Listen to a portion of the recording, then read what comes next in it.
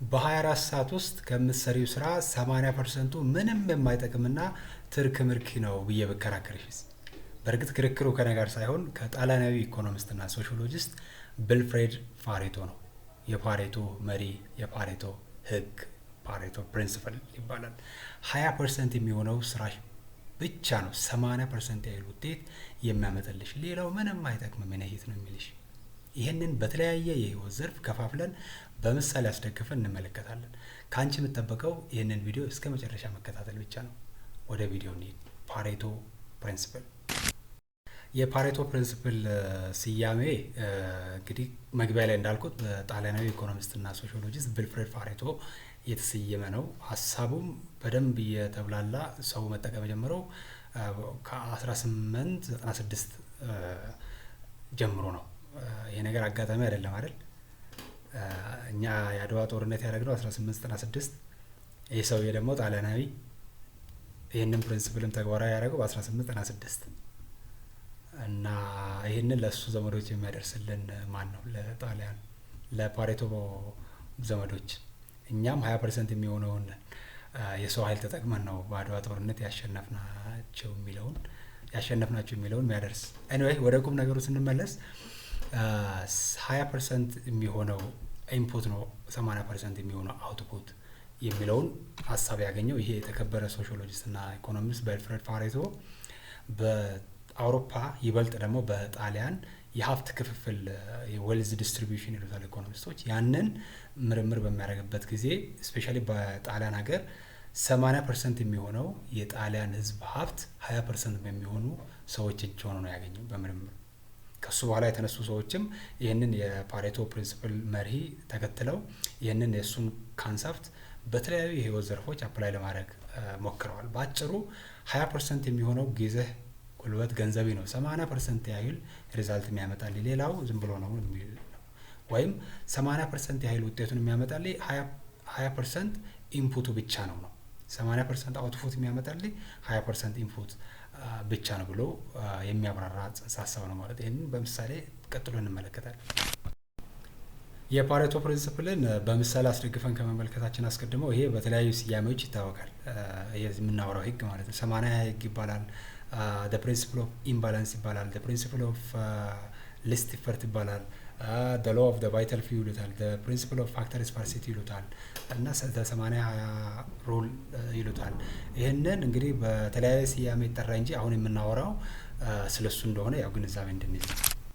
አሁን ደግሞ የዚህን ህግ ተግባራዊነት ከተለያዩ የህይወት አቅጣጫዎች አንጻር እንገመግማለን፣ ኤቫሉዌት እናደርጋለን። የመጀመሪያው በግል ህይወት የፓሬቶ ፕሪንሲፕል ተግባራዊነቱ ምንድን ይመስላል የሚለውን እንመልከት።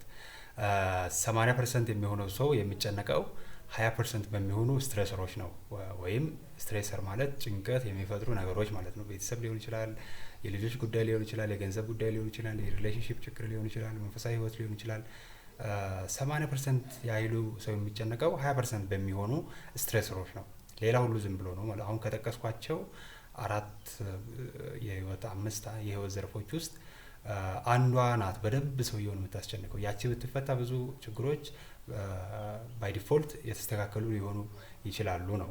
መንፈሳዊ ህይወት ስል ከፈጣሪ ህግ ጋር አብሬ እየሄድኩ አይደለም ብሎ መጨነቅን የሚያካትት ማለት ነው። አንዱ ቢስተካከል አብዛኛው የህይወት መስፈር ሊስተካከል ይችላል። ስለዚህ 80% ያህል ሰው የሚጨነቀው የሚብሰለሰለው 20% በሚሆኑ ስትሬሰሮች ነው። ያችን 20%ቷን እንደው በደንብ አድብቶ ቢሰራበት 80% ያህል ፕሮብሌሙ ሶልቭ ይደረጋል እንደማለት ነው። ሌላው ሰዎች ካላቸው 80% እውቀታቸው በቀን ተቀን የህይወት ውሏቸው ኑሯቸው 20%ን ያህል ብቻ ነው የሚጠቀሙት ካላቸው እውቀት ማለት ነው።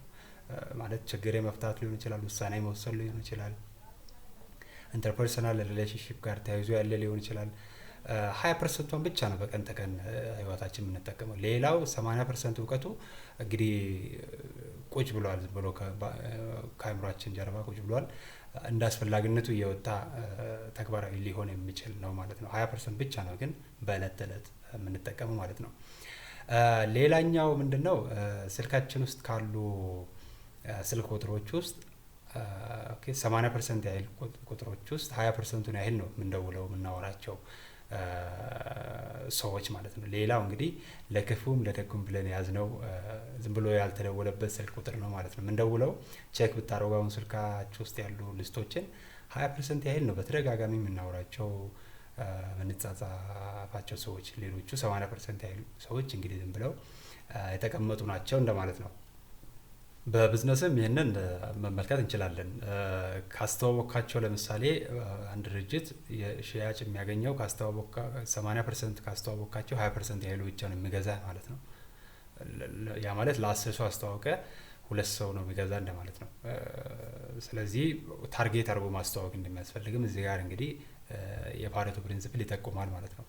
በትክክል ሊገዙኝ ይችላሉ ፖቴንሻል ባየሮች ናቸው ወደምላቸው ሰዎች እነሱ ወደሚገኙበት ሄደት እነሱን ታርጌት አድርገ ሴልስ እና ማርኬቲንግን መስራት እንዳለብህ ይጠቁማል። ምክንያቱም ዝም ብለህ ከምታስተዋውቃቸው የቢዝነስ አገልግሎትም ሊሆን ይችላል ፕሮዳክትም ሊሆን ይችላል 20% ብቻ ነው የሚገዛ፣ ሌላው ዝም ብሎ ባክኗል እንደማለት ነው። ስለዚህ ታርጌት አድርጎ ማስተዋወቅ እንደሚያስፈልግም ያው በተዘዋዋሪ ይጠቁማል ማለት ነው። በአንድ ድርጅት ውስጥ ካሉ ሰራተኞች ለድርጅቱ 80% የሚያህለውን ረቨኒው የሚያስገቡት ገቢ የሚያስገኙት 20% ሰራተኞች ብቻ ናቸው። 20% ብቻ ሰራተኞች በደንብ ስራውን ሰርተው ለድርጅቱ ለዛ ድርጅት እንደ ትልቅ ሀብትም የሚቆጠሩ እነሱ ናቸው። ስለዚህ ማን ነው በደንብ ኤክስፖኔንሻሊ ድርጅቴ ግሮ እንዲያድግ ኮንትሪቢዩት እያደረገ ያለውን የሚለውን ሲኦዎች እና የድርጅት ስራ አስኪያጆች በጥንቃቄ ማጤን ይኖርባቸዋል ማለት ነው። በአንድ ቋንቋ ውስጥም ካሉ 80% ቃላት በቀን ተቀን ህይወታችን የምንጠቀመው 20% ያሉ ቃላትን ብቻ ነው።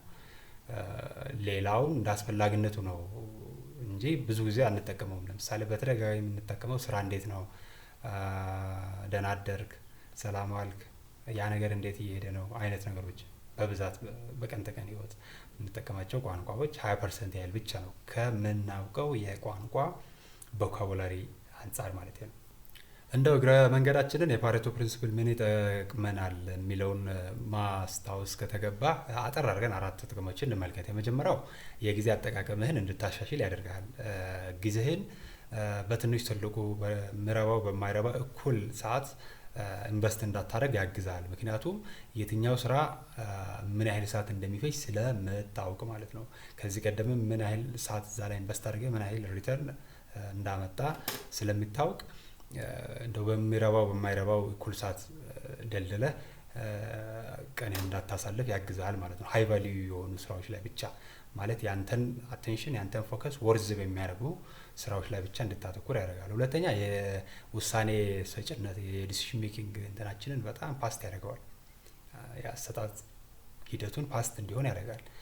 እንግዲህ ብዙዎቻችን ያለብን ችግር ምንድነው?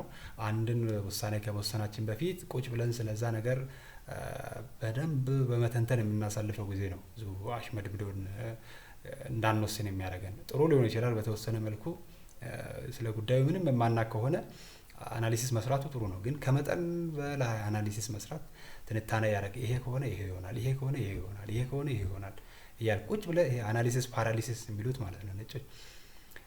ምንም አክሽን ሳትወስድ ምንም ተግባራዊ ልምምድ ሳታደርግና ከዛ ካደረከው ተግባራዊ ልምምድ እየተማርክ በመሄድ ፋንታ ቁጭ ብለህ ትንታኔ ብቻ እንዲካረኩ እንዲሆናል እንዲካረኩ እንዲሆናል የምትል ከሆነ ብዙ አይጠቅምም ነው። ስለዚህ ይሄ ፓሬቶ ፕሪንሲፕልን ከተጠቀም ዲሲሽን ሜኪንግን በጣም ፋስት ያደርገዋል ማለት ነው። ሶስተኛ ጓደኝነትን ያጠናክራል በጣም ማለት ነው። 80% ከሚሆኑ ጓደኞች በተቸገርክ ጊዜ አለሁልህ የነው እንድን ብለው የሚመጡና የሚያግዙ 20% የሚሆኑ ጓደኞች ብቻ ናቸው።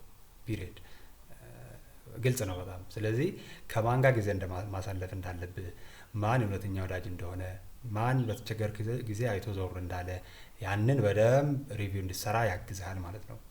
80% አሁን ካሉ ጓደኞች ቼክ አድርግ እስቲ 80% ከሚሆኑ 20% ብቻ ነው የቸገረህን ነገር የምትነግረው፣ የሆነ ዲሲሽን ሜክ ማድረግ ስትፈልግ የምታማከራቸው የልብ የምትላቸው ጓደኞች ሊደርሱልህም በበጎም በክፉም ሊደርሱና ሊያግዙ የሚችሉ 20% የሚሆኑ ጓደኞች ናቸው። ስለዚህ ይህም ፓሬቶ ፕሪንሲፕል ከተገነዘብክ ከማን ጋር ብዙ ጊዜ ማሳለፍ እንዳለብህ እና ከማን ጋር ያለህን ሪሌሽንሺፕ መኮትኮትና ይበልጥ ማሳደግ እንዲያብብ ማድረግ እንዳለብህ ትገነዘባለህ ማለት ነው። የመጨረሻው ጥቅም የፓሬቶ ፕሪንሲፕል መጠቀም ከጸጸት ይታደጋል። እውነት ለመናገር ከጸጸት ይታደገናል። እንግዲህ ጊዜያችንን፣ ጉልበታችንን፣ ፎከሳችንን፣ እውቀታችንን እንደው በረባ ባረባው አሳልፈን ከሆነ በኋላ ላይ 50 ዓመት 60 ዓመት 70 ዓመት ሲሆነን እንግዲህ ወደ ኋላ መመልከታችን አይቀርም እና ያኔ በጣም ለጸጸት ነው መዳረገው። እንደው እዛ ላይ ያረኩት ነገር፣ ከሱ ጋር እንዲያረኩት ነገር፣ ከሱ ጋር እንዲያረኩት ነገር፣ ይሄን የጀመርኩት ነገር እንዲያረኩት ነገር እያለን መብሰልሰልና ላላስፈላጊ ድባቴ ሊዳርገን ይችላል። ይሄንን ዴቨሎፕመንታል ሳይኮሎጂስቶች በደንብ ያስተምራሉ እና ላይፍ ሪቪው እንሰራለን 60 70 80 ሲሆነን እና ከ50 ጀምሮ ከ40 አጋማሽ ጀምሮ ወደ ኋላ ላይፍ ሪቪው ሰዎች ይሰራሉ እና እስካሁን ያላቸውን ህይወት አይተው ወርዝ ያደርጋል አያደርግም እንደው መኖሬ የሚለውን እንትን የሚሉበት ነው፣ ቫልዩት የሚያደርጉበት ነው እና ስፔሻሊ 20ዎቹ አካባቢ ካላችሁ 30ዎቹ መግቢያ አካባቢም ካላችሁ በኋላ ለጸጸት ሊዳርጉን የሚችሉ ነገሮችን መቀነስ ማጥፋት የሚቻለው ይሄን ፓሬቶ ፕሪንሲፕልን ተግባራዊ በማድረግ ነው። ጸጸት ሁለት አይነት ነው በነገራችን ላይ። በሰራነው ነገር እንጸጸታለን፣ ሳንሰራ ያለፈንን ነገርም በማሰብ እንጸጸታለን። በህይወቴ ይሄንን ፕሪንሲፕል እንዴት ተግባራዊ ላድርግ ምንል ከሆነ ተግባራዊ ለመምዶ የሚጀምረው በህይወት ማሳካት የምትፈልገው ለምታልመው ነገር የሚጠቅሙት ጥቂት ሰዎች ላይ ብቻ ፎከስ ማድረግ ወይም ጥቂት ስራዎች ላይ ብቻ ፎከስ ማድረግ። አንዳንድ ሰው ገጥሟቸው አያውቅም? ሁሉንም ነገር ካልተነተንኩ የሚል፣ ሁሉንም ነገር ካላብራራው የሚል፣ ስለ ፖለቲካ፣ ስለ ሃይማኖት፣ ስለ ስፖርት፣ ስለ ሙዚቃ፣ ስለ ቢዝነስ፣ ስለ ቴክኖሎጂ፣ ስለ ስፖርት ሁሉንም ተነትናለሁ የሚል። አይሜን ጥሩ እኮ ነው። ትንሽ ትንሹ ማወቅ ችግር አለ እያልከው አይደለም። ግን ምንድነው የሚጠቅም አሁን ለፕላን ለምታደርገው ላይፍ ስለ ሁሉም ነገር፣ ስለ ስፖርቱም፣ ስለ ፖለቲካውም፣ ስለ ሃይማኖቱም፣ ስለ ቴክኖሎጂውም፣ ስለ ቢዝነሱም፣ ስለ ፊልሙም፣ ስለ ሙዚቃውም ሁሉን ነገር ማወቅ፣ ስለ ታሪክ ሁሉን ምን ረባለሁ? ምንም አቴንሽንህን ይከፋፍላል። አንዱ ነገር ላይ ማስተር እንዳታደርግ ያደርጋል። ምንድነው ሁለት እግር አለኝ ተብሎ ሁለት ዛፍ ላይ ወጣም እንደሚባለው ማለት ነው። በቃ አቴንሽናችንን ናሮውን እንዳና ፎከሳችን በዛው ልክ ዲስትራክትድ ሊሆን ይችላል። ስለዚህ ምንድነው የሚባለው ፎከስ ወደምታረገው ነገር ነው ኤነርጂ የሚሄደው የሚባል አባባል አለ በእንግሊዝኛ ረስቼው። እንደዛ ስለሆነ ማለት ነው። በእውቀት ብቻ ቢሆን ጎግል ፕሮፌሰር ይሆን ነበር አይደል? ኤአይ ጎግል ምናምን ሌሎች ከዚህ ከኤአይ ጋር ተያይዞ ያሉ ነገሮች ፕሮፌሰር ይሆን ነበር። በማወቅ ሳይሆን በመተግበር ነው እና ለሚጠቅምህ ነገር ላይ ብቻ ፎከስ ብታደርግ፣ ምክንያቱም 80% ያህል ውጤት ፖዚቲቭ ውጤት ሊያስገኝልህ የሚችለው 20% ፎከስ ያደረገው ብቻ ስለሆነ በሚጠቅሙ ጥቂት ነገሮች ላይ ብቻ ፎከስ፣ ጥቂት ሰዎች ላይ፣ ጥቂት ሁኔታዎች ላይ፣ ጥቂት አይዲያዎች ላይ ብቻ ፎከስ አድርግ። እነሱ 80% ያህል ሪዛልት ጀነሬት ያደርጉልሃል ማለት ነው። በነገራችን ላይ በዚህ ቪዲዮ እስካሁን ካወራሁት 80% ያህሉ ምንም የማይጠቅምና ድግግሞች ሲሆን የቪዲዮ ዋና ቁም ነገር የሚገኘው 20% በሚያህሉ የቪዲዮ ክፍል ውስጥ ነው። ያ ማለት ይሄ ቪዲዮ 10 ደቂቃ ቢሆን 2 ደቂቃ ላይ መልእክቱ ተላልፏል። ዋናው የዚህ የፓሬቶ ፕሪንሲፕል መልእክት አስተላልፍ ያለው 8 ደቂቃው ዝም ብሎ እንግዲህ ድግግሞች ነው ማለት ነው። ከዚህ ቪዲዮ አንዳች ቁም ነገር አግኝቻለሁ ብለህ ካሰብክ ይህን ቪዲዮ ዘግተህ ከመውጣት በፊት ላይክ ብታደርግ ደስ ይለኛል። ሌሎች እንደዚህ ባሉ ስነ ልቦናዊ ርዕሰ ጉዳዮች መማማር የምትፈልግ ከሆነ ሰብስክራይብ በማድረግ የደወል ምልክቱንም በማብራት ቋሚ ወዳጆች እንሆናለን። ቻው።